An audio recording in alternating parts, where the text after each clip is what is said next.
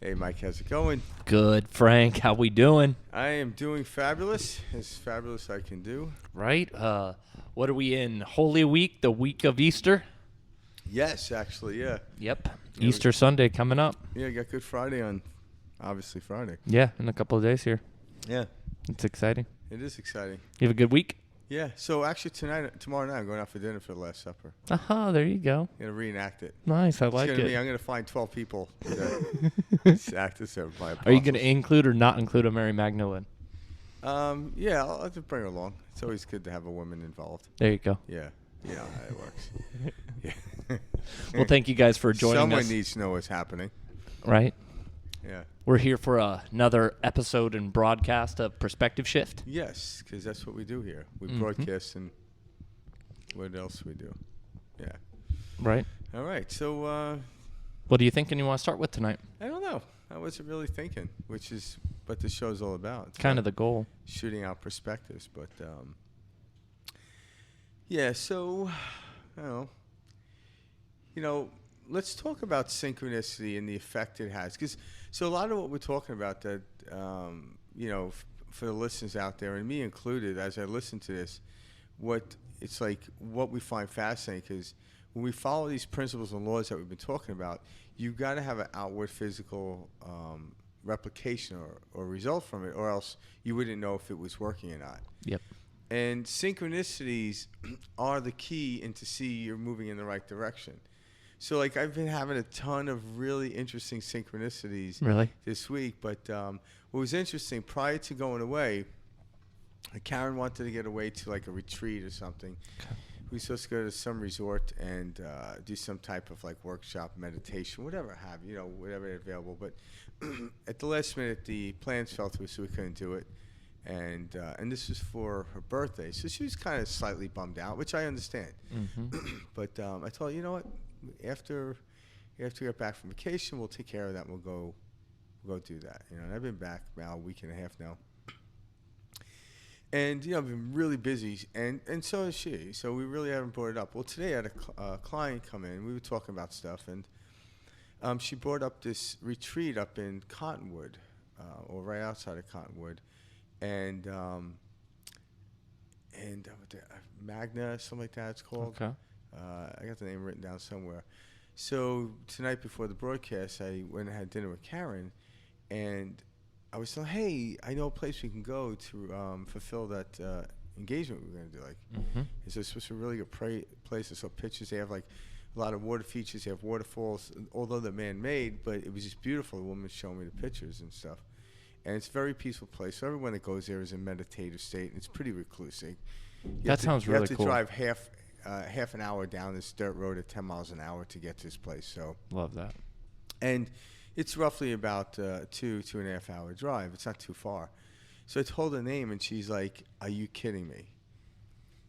A colleague of hers just told her about that place today.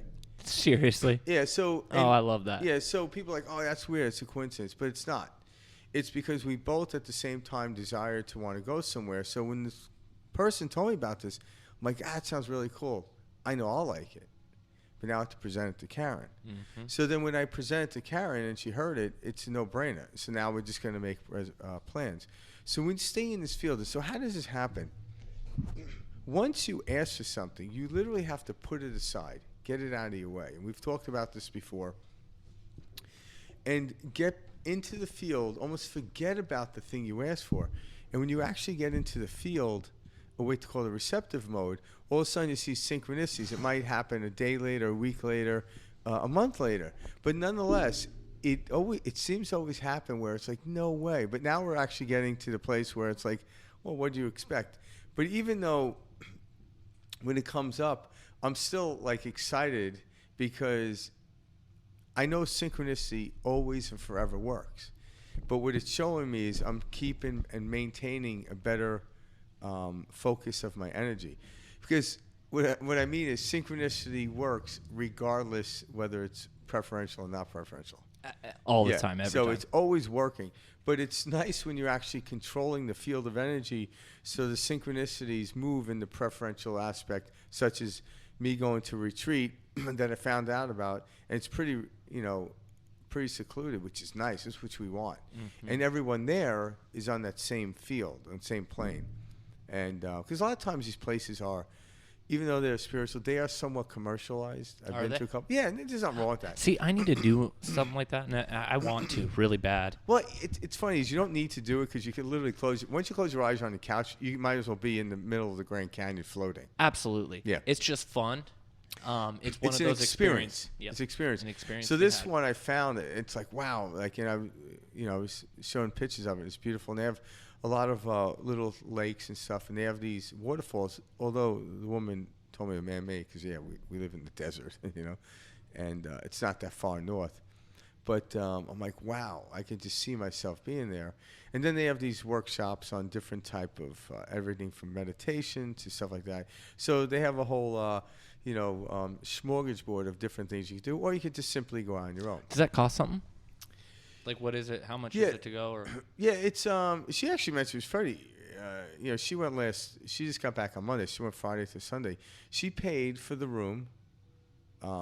She paid $120 a night, and check this out. It also included 3 meals, but not only 3 meals, they were actually gourmet meals. Really? Yeah, so that's and I'm assuming all the retreats and other stuff are extra. Now she didn't do any of that. She just wanted to be on her own. Mm-hmm. So her experience was just the grounds and the secluded aspect of it. So she walked around the path, and it's on a tremendous amount of acres of land. I'm not sure. Yeah, 20 acres, 40 acres. Yeah, it's a pretty large piece of property, and she was showing me it's landscaped. It's very well done, but it was like the synchronicity of that happening, and then like even other things that are coming my way that I almost forgot about, and then they showed up, even beyond any scope that I ever think about, and it's like, yeah, of course, this is the way I'm going to live, but. Know this, the moment you got into the work field and you first got your job, and the first week comes or second week comes when you get your paycheck, prior to you getting that, you had to imagine getting a paycheck. That's what led you to the job in the first place.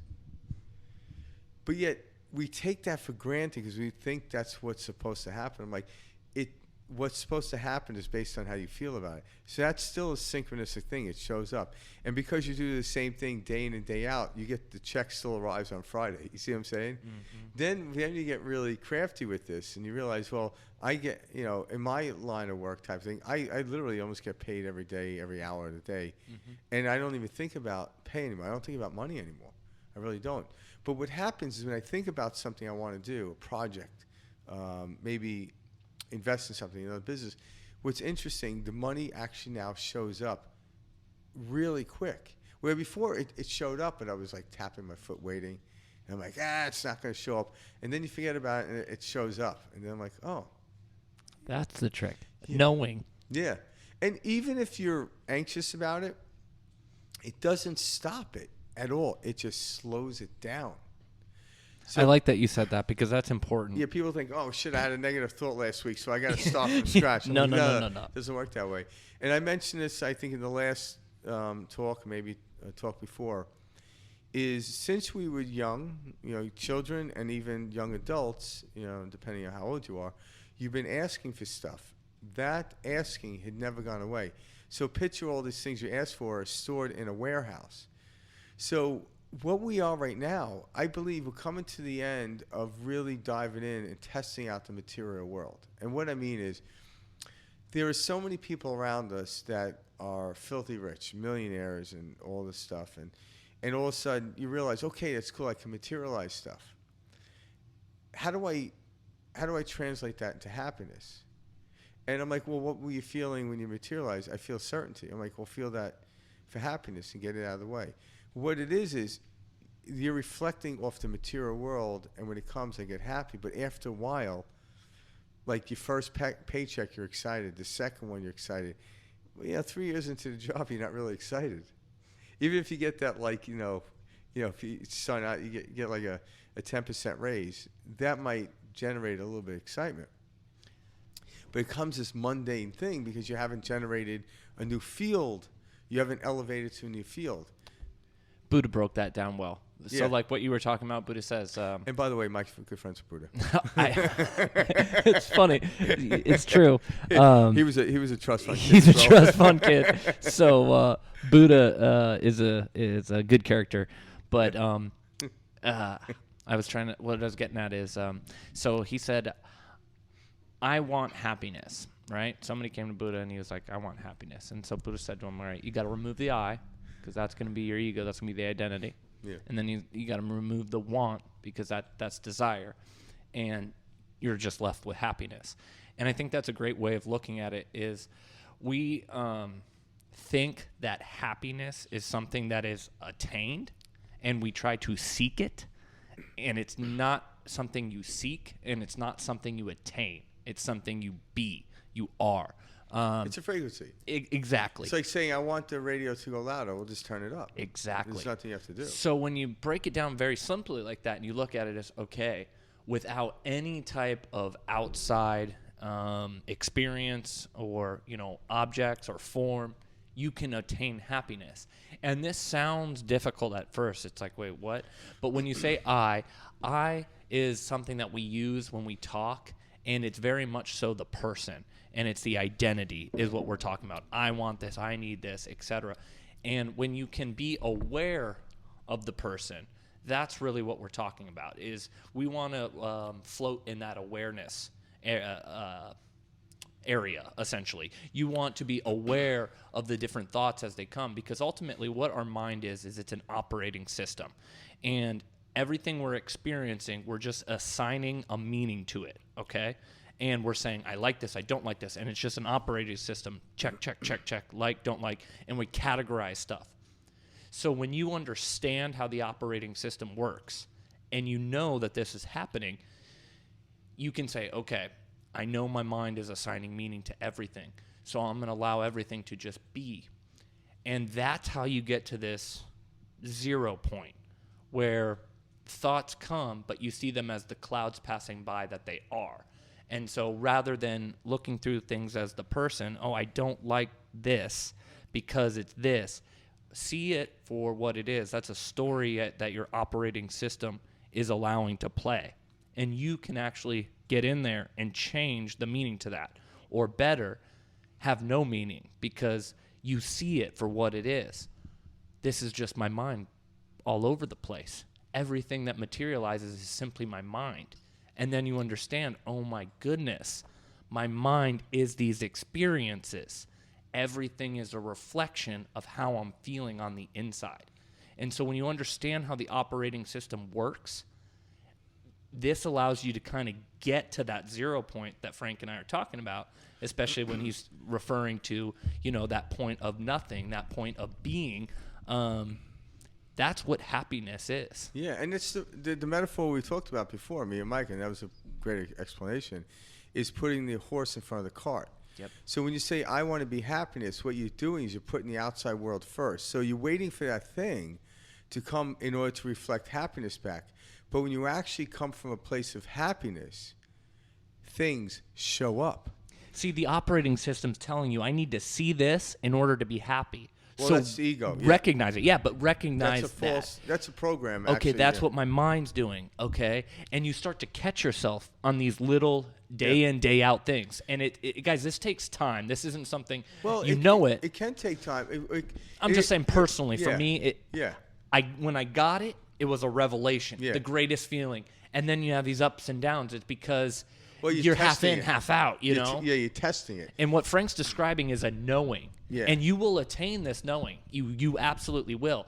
You have to know you will. But yeah, as that first time when something doesn't go your way, you don't throw up your hands in the air and say, oh, my goodness, this doesn't work. Yeah, so, all right. So now that Mike threw that out there, the question is, how do I go from I want to be happiness to just simply happiness?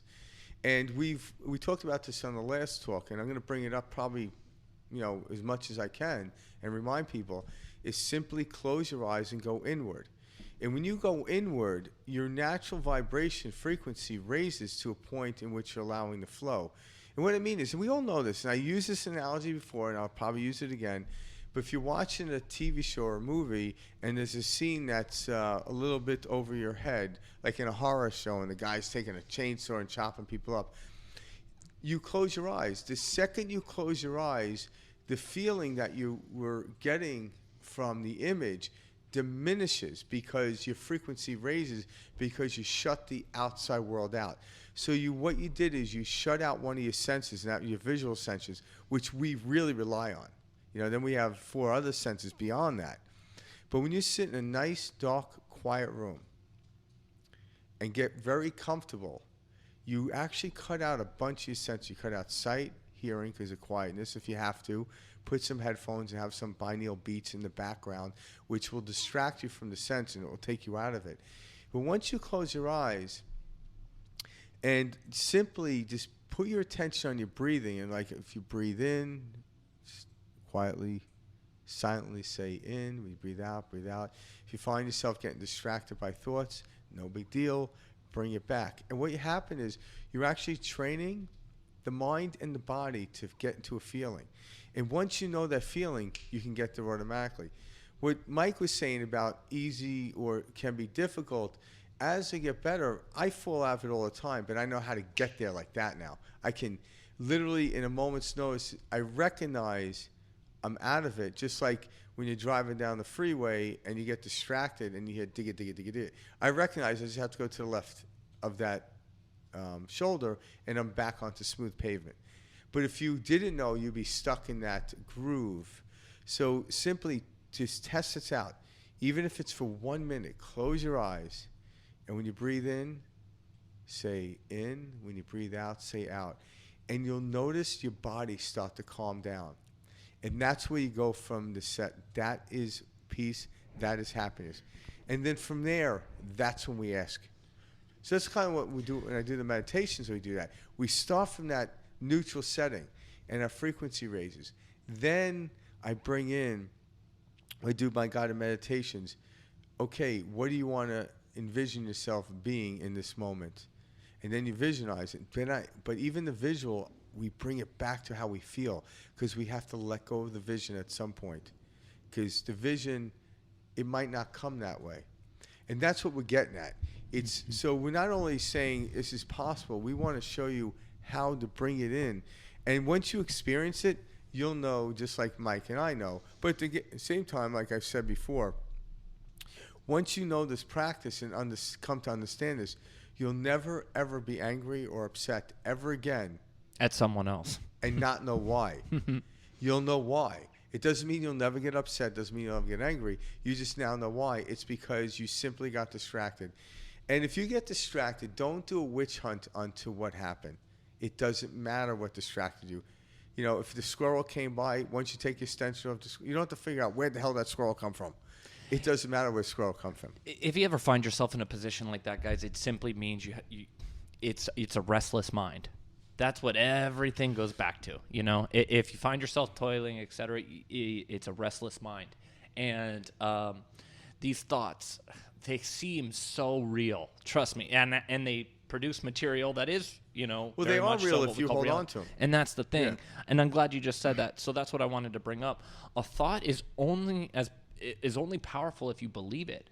A thought with no belief is simply a thought. It's benign, yeah. A thought with a belief creates matter. Yeah. And that's very powerful, because that's, And how does it create matter? Well, because if you have a thought and you attach emotion to it, it sends a signal to the body, and the body then becomes an electromagnetic field, which creates the matter in the physical world. So it's not just a thought per se. Because someone could actually just place a thought in front of both me and Mike and say it was on the screen, we could read it. Well, Mike's emotion to the thought may be different than mine. So we're going to radiate a different result from it. So a thought that you constantly think about will turn into an emotion, and that emotion will conjure up the molecules in the physical world, the electrons in the physical world, and create a physical structure. Mm-hmm. So if the feeling you have is preferential, it's going to be a really cool item that comes your way. If it's not preferential, you're holding on to it, it's going to be very interesting. Trust me, you're not going to like it. But when you feel how however abundant the world is, and the universe is abundant. you don't have to worry about anything. And that's the best feeling, guys, is when you know this with every bone in your body, and it rings so much truth that that's the reason you're listening right now. We still have these half in, half out. That's fine. That's normal. That's the conditioning. So I remember telling myself when I was going through all of this, I was like, all right, no matter what, I'm never going to give up on this. And then I started to see myself, and you get better at this, but you start to realize that voice, you can witness that voice. Yeah, but and you can witness you will achieve whatever you set out to achieve. And that's even if, you're distraught. When you're distraught and upset and aggravated, you don't stop it. You just slow it down. Yep. But now this is where the power of paradox comes in, which is brilliant. So if you can obtain happiness, because most people want the Ferrari, the house, the beautiful wife, the beautiful husband, whatever it is you want, because they think in obtaining those items, they'll obtain happiness. But if happiness is something that's already within, and so again, it's not without, it's within. And I simply do an exercise like close my eyes. Because there are moments right now, if I'm driving my car and I feel that, I don't need to close my eyes. I have another modality to get me into the happiness place, And what it is, a thought will come in, I'm like, oh, and I'm like, it's like with the thought. And all of a sudden, my energy rises, all right? Now, if you're not there, close your eyes, get into a place where you're not driving your car and do so, because that won't work out. Yeah. Unless you have one of those self-driving cars. One day, everyone will be meditating on the way to work. That would be a beautiful world. But when you do that, so what happens is, when you get into state and you but when you discover the field of energy that you are is love and happiness, all of a sudden the physical item you no longer need and want, but what happens is it shows up just the same. So when the Ferrari comes, you're like, all right, let's go for a ride, honey. I got my beautiful house. I got my beautiful car. Unlike the talking heads. This isn't my beautiful house. This isn't my beautiful car.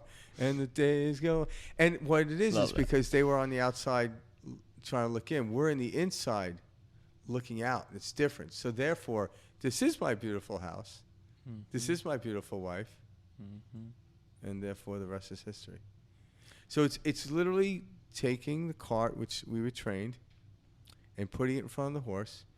Now we're taking the horse and putting it in front of the cart.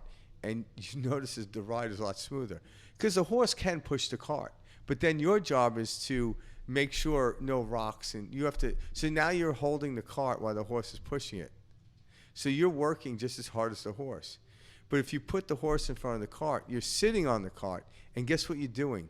You're directing the horse. And the metaphor of the horse is the energy field in which we obtain inside us. So you direct it. And what is the cart? The cart then becomes a physical world that follows the horse or the emotion that we breed. So if we think and we get excited, come out of your meditation and go about your daily life and watch in 2 hours, 3 hours a week. Oh my God, this happened, that happened. It's effortless. It's effortless. You know where the effort comes in? It's simply distracting myself from my brand new Ferrari. Because if I don't, I'm going to be anxiety by you wait for something. It's like Christmas Day. Holy shit. Come on, Mom, Dad, wake up. Let's open the gifts. They're like, shut up. It's early. Mm-hmm. It's only 2 o'clock in the morning. I think Santa came. Go back to bed. Now you're going back to the bed. You're laying and you're freaking out and stuff, right? And it's because you're trying to jump out of your skin. So we know all that feels like. But at some level, I wake up Christmas Day and I was flipping exhausted, Mm-hmm.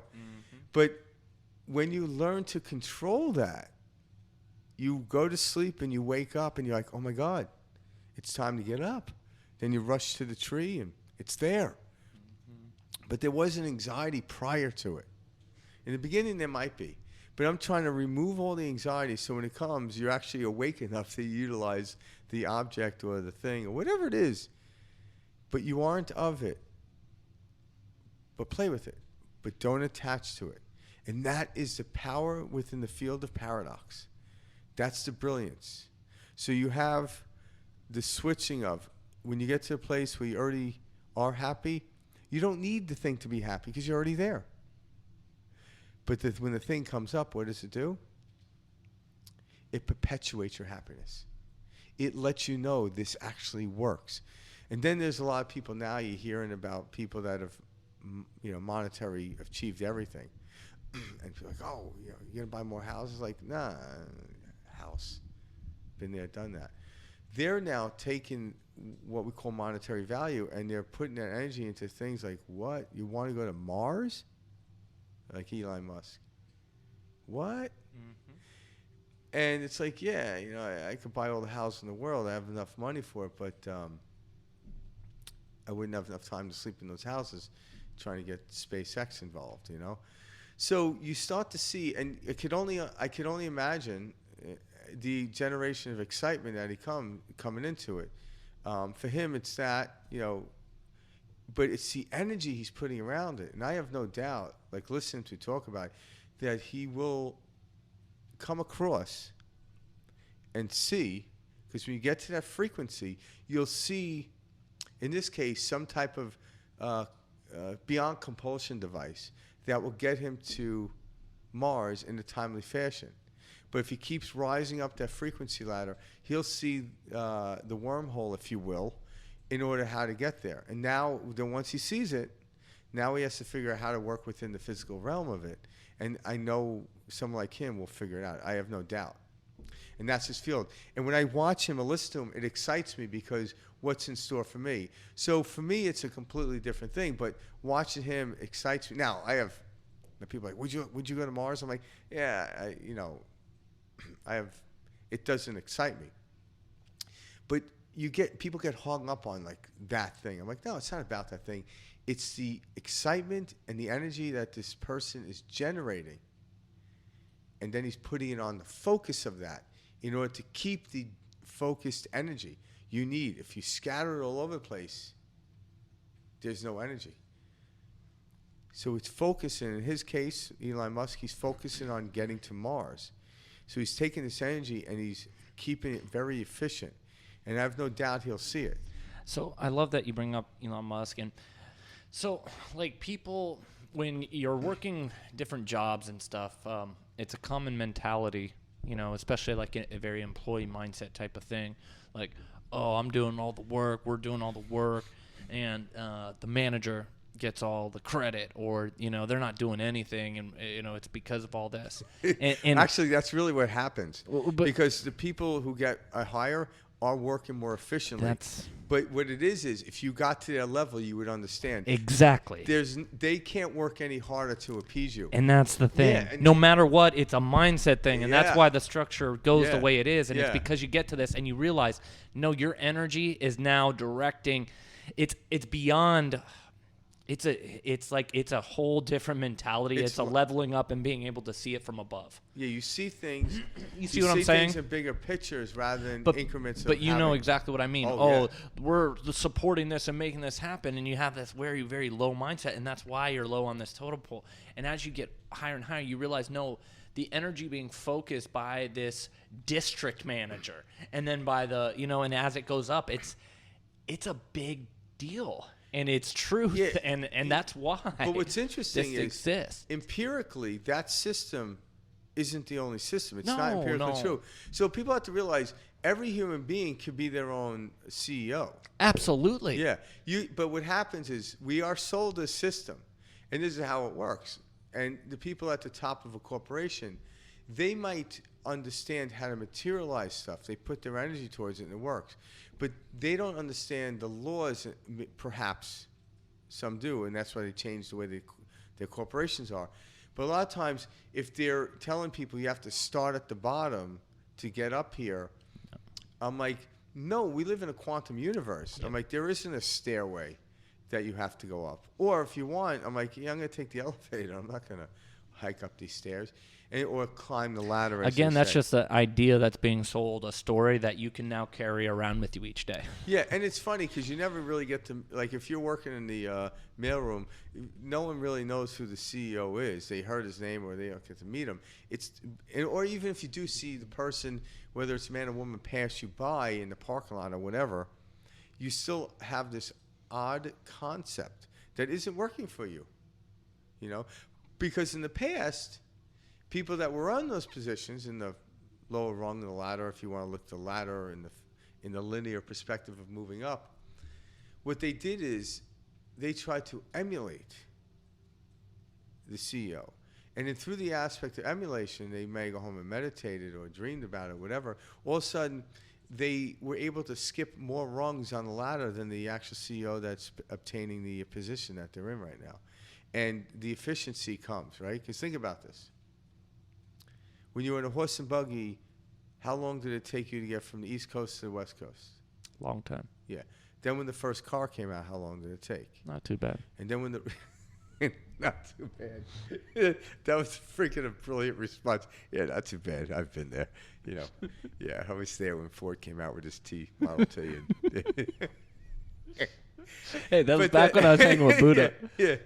And then when the roads are better and you took an airplane. See my point? It wasn't like someone's like, oh, we have a new device, so you have to, but we still have to take 3 days, or I should say 3 days. Like it was probably 3 weeks, for the love of God, you know. And there was no roads, there were trails. Say, yeah. Yeah. So it took you 3 weeks. Now it could take you from East Coast. Yeah. You know, 4.5, 5 hours, depending on which way you're going with the jet stream, and based on what device you're taking, whether it's a supersonic jet, like But you get the point. So you don't have to you don't have to learn or go through what a past experience went through and what we call linear time in what we call in the past. We don't have to do it. We're already starting here at this field of energy and speed, and everything's caught up. One thing that is we've never really touched on, but well, I mean, it's kind of hard not to touch on these types of concepts when we talk, but. So I read this great quote by, I think it was Neville Goddard, okay? Yeah. And it was like, it takes half of our life to realize that life is a do-it-yourself project. Yeah. You know? And this is powerful, so let this thing sink in, guys. It takes half your life to realize that life is a do-it-yourself process. We look for so much attachment outside, and we look for so much validation outside, and when you really dive into these concepts, it's you playing with yourself all day long, everything you're experiencing. Yeah. You know, like Frank and I, this is something we talk about all the time, but and this is something, you know, that it's weird, but, you know, so like a mother, you know, may experience this very, very tight bond with her child, and that attachment is an idea. And your operating system carries that idea. And that is another spirit that's lived 1,000 lives and is going to live another 1,000 more. Everything that means something to us is feelings that we've assigned to it. Yeah. And so because when you say a mother and a bond of a child, I'm trying to show a very strong, powerful. Yeah. So a lot of times people mistake love for the emotion of fear. So a lot of times people are like, I love that child so much that I fear from. Well, love and fear can't be in the same box. So a bond is simple, like a true loving bond of any human being is simply knowing the full scope of it and allowing that and letting go. The other type of bond we do too is a bond of fear, and then we become like paranoid and stuff like that. So there's different ways of looking at it. And even like what you said about Neville Goddard, there's another way of looking at it, and you break this down. That's what I'd love to do with phrases. Half your life you're looking, or it takes to figure this out. Well, think about this. When we live in the physical world, half of it is inward, and the other half of it is expression outward. So in that moment, but when Mike is saying half your life, he's not necessarily telling in a linear perspective. So argument's sake, you live to your 100. It doesn't mean you have to wait till 50 to discover it. Half your life is inward, and then the expression outward. So when you break it down, so if you look at two sides of the duality of everything, it's like it becomes Great two point. halves of the whole. There's another way of looking at this statement of half your life. It doesn't necessarily mean if you're going to live to 100, you're like, oh, when I'm 50, I'll finally get this shit.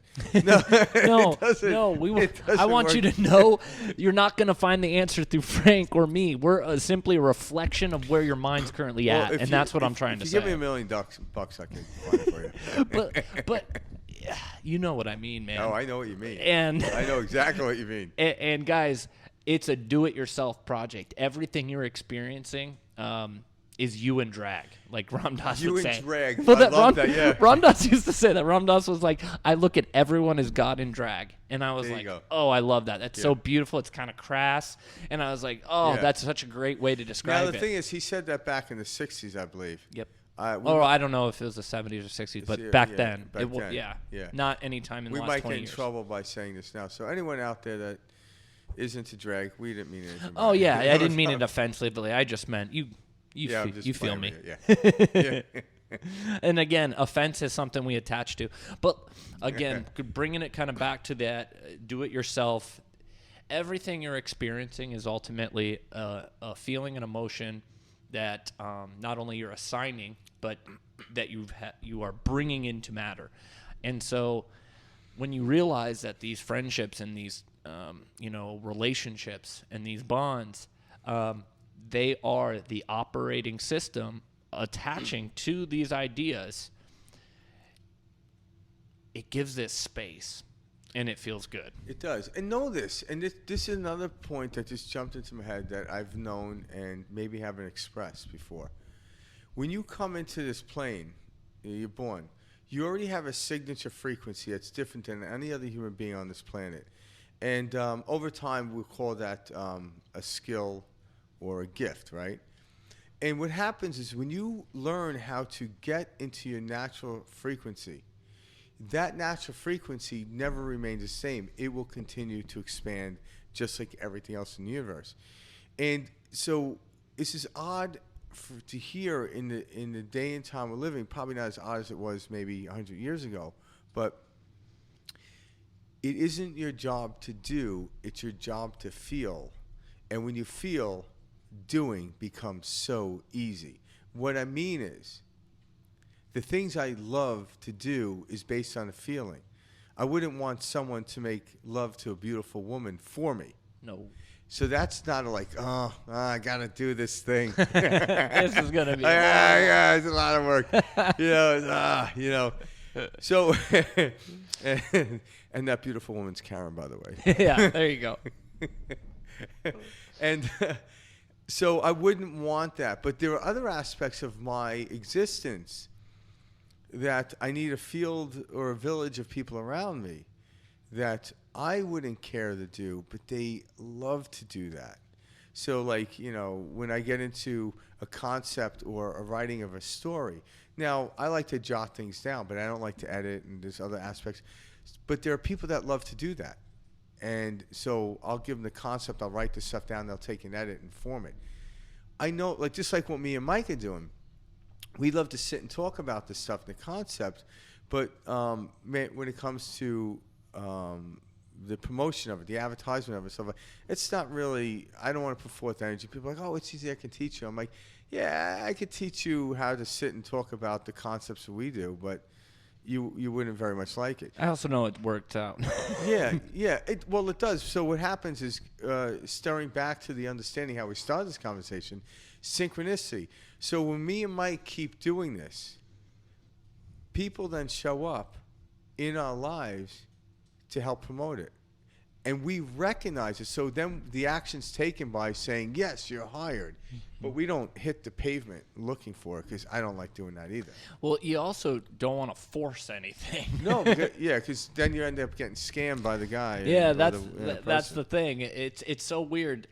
When you live these concepts, Yeah. it always works out. This is not 8 out of 10 times No, this no, works. yeah. It's not, Guys, yeah. it's not science. It's not rolling dice. You like how I said that? Yeah, it's not, yeah. I always make jokes just because I believe in miracles, not science. Well, actually, the thing is that's what you're talking about isn't even really science. Like what I mean science, when people do a study, that's not scientific.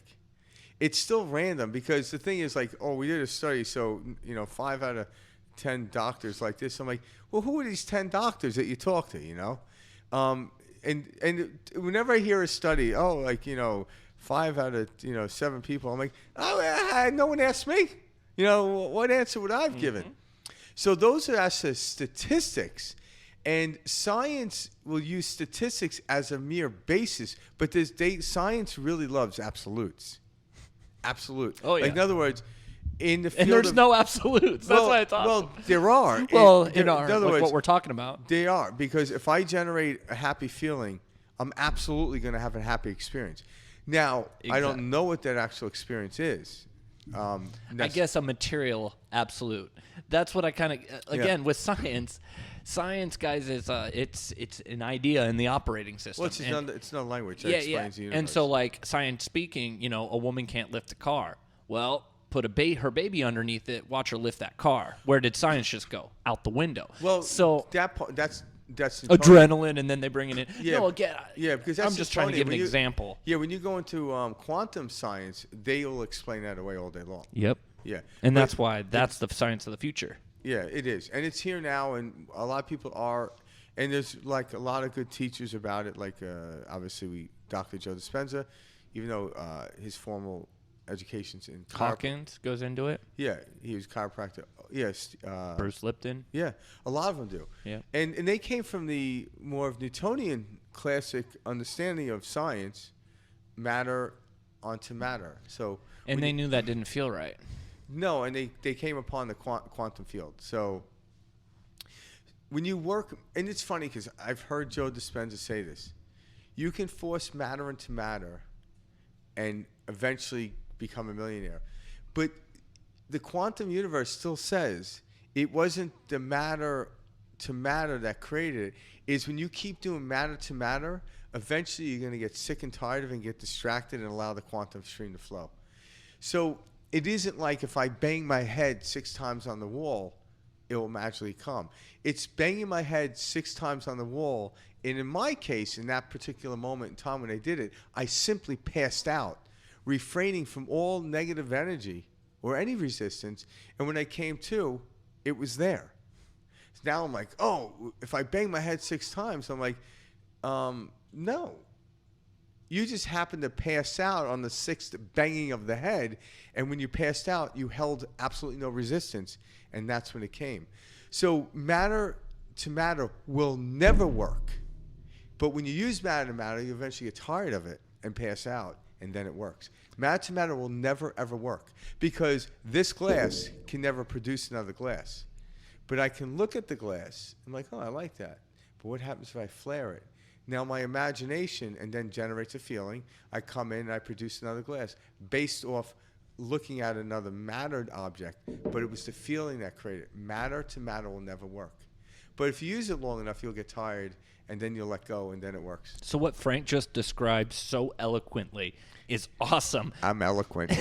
Because this is I've never why... been called that before, by the way. Oh, that was perfect, because this is why being a human being is such a gift. When you realize what your power and capabilities are, like what Frank just described, we can literally create matter. Like with the glass, we're always creating we're matter. looking at it in such a very odd linear way, like, oh yeah, that happened because of this, and it's like, no, we're creating magic. Yeah, we are. And we look at it in a way, and we try to explain it, and the analytical mind can only take you so far. Yeah, the only reason and you got to get out of that. Yeah, the only reason we deem it to be magic because we really don't know what the causation is. But what we do know is if I maintain a feeling, a frequency, and we know what that feels like. People know when they're happy and they know when to sad. You don't need to, like, hey, am I happy? I'm sure there's some pretty anxious people out there. Let's ask a couple of questions, Do you want to kill your neighbor? Well, sometimes. Well, you might not be happy. There's not like everyone knows what it feels like. Then there's different levels and frequencies within that. But when you know this, you know how to get there. So I remember getting back to the matter thing. Bashar, also known as Daryl Anchor, he's a channel. He channels information, and he's very concise. Like one of the most concise people I've ever heard speak on any topic. He makes me sound like a babbling idiot, but I'm mesmerized when he talks because he's right to the point. But I remember him saying this before. The first time I heard him, now I hear him say it all the time. Circumstances and situations do not matter. How you feel matters. Now, look at it closely. Circumstances, situations cannot produce physical matter. How I feel will send an electrical impulse out into the universe, and my attention to something will take a field of energy, infinite possibility, and how I feel about it will literally create physical matter as I give attention to it. How we feel matters, creates physical matter, but circumstances, situations do not. How you feel about circumstances, situations can replicate how you feel, and you're going to continue basing off and create the same matter. So if every time it rains out and you feel the same way, you're creating another duplication of the last time it rained. But when you get into the field in which me and Mike are here to teach, and you change your perspective and you shift it, You can be there all the time. and then you get into the field of feeling preferential, watch what matters. Watch the physical world before your eyes change the physical matter. And it feels so good. Yep, and do it by your shifting perspective. Mm-hmm. And that's what we're all about, Exactly. just like the sign says. Just like the sign. I like that when you were just talking about, like as far as like Bashar, when he was being so concise about the way that you feel. That right there is like a perfect example of what you started this whole, talk about. And, circling back to the beginning and just like these core elements of where you're feeling is what you're going to be experiencing. And so, I don't know, I just like the way that like. And then when you do that, and then the physical world will show you synchronistic aspects in order to maintain the focus on the same feeling. And then what happens is this becomes an ever-ending, or never-ending, I should say, story of expansion and fulfillment in the perspective, in the preferential perspective in which you came here to live. Everyone knows at the root, at the core, we were meant to be happy. Because anyone that's not happy is trying everything to get out of it. But once you're happy, no one is trying to get out of it. Unless you're my ex-wife. No. Even that's kidding. Just a figment. I can't help myself. Of our imaginations. Sorry. We watch our imaginations run wild, and it's truly more. It's however you see it, but it's a gift, and we're running around in this, we spend our time in this prison with the gate wide open. Yeah, we didn't. Yeah. And so like that prison is this ego identity, this mind, this I have to be a certain way, I have to meet this expectation. It's the conditioning. Yeah, absolutely. It's those thoughts that are fed to us by our parents, by media, by books, by school when you're taught 2 + 2 = 4, and all of these things you start to realize are just simply concepts that were created and made up by humans who don't have no idea what's going on. And you realize, like, wow, I've been living by all these made up ideas of other people and projection. And sure, some of them are extremely helpful. Red light, green light, down one way, up one way. They keep life flowing. Yeah, and those are actually, there's some usefulness. Yeah. But me and Mike aren't trying to talk you into another program. We're trying to talk you out of the state of program. No, we want you to see the program. That's all. And then step out of it. Well, yeah, as soon as you see it, you naturally level up because that when you're the awareness to the thoughts and you're viewing the operating system, you